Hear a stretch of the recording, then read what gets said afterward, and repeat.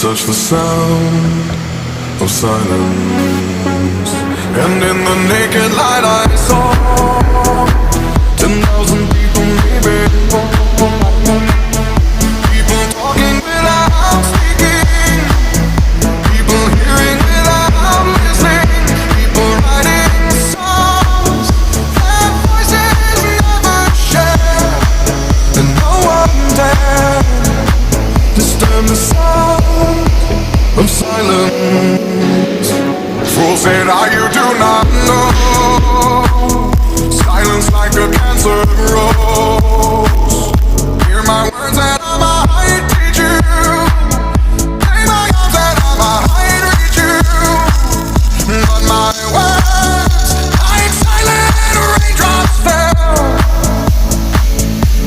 and echoed in the wells of silence.